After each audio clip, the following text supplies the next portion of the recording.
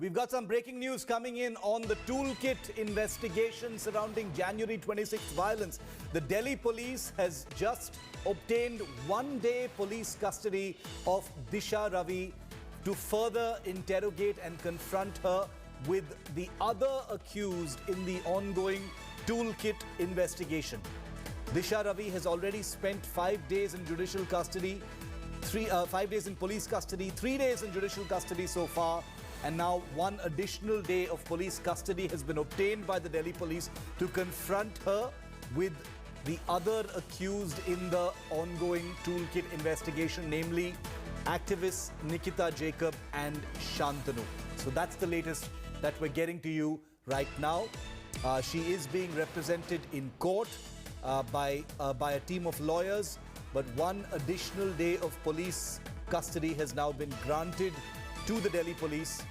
They say that they want to interrogate Disha Ravi further and to confront her with other activists who have been asked to join the investigation and will be doing so very shortly. That's what they've communicated through their legal team. So the spotlight back on Disha Ravi, Nikita Jacob and Shantanu, the three activists who are under investigation at this time for the Greta Thunberg toolkit right before the Jan 26th violence during the farmers' agitation and tractor rally. I want to go across to Anisha Mathur.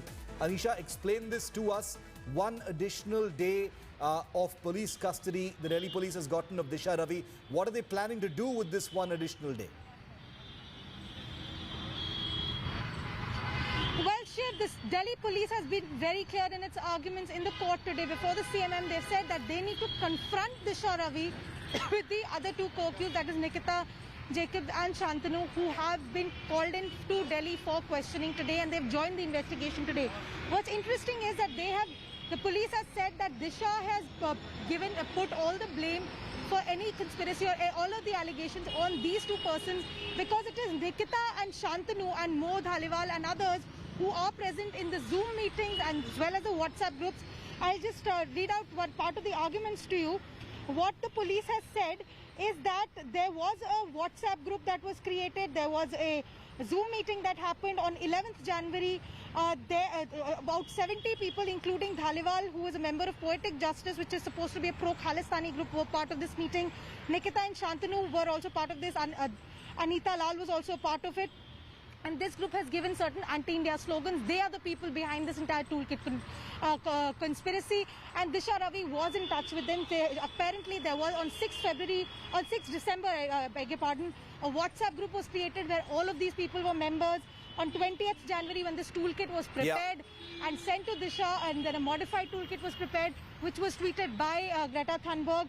All of these issues, the police has said that they need to confront all of these persons and figure out where exactly the controversy began, the conspiracy began, what exactly was the issue.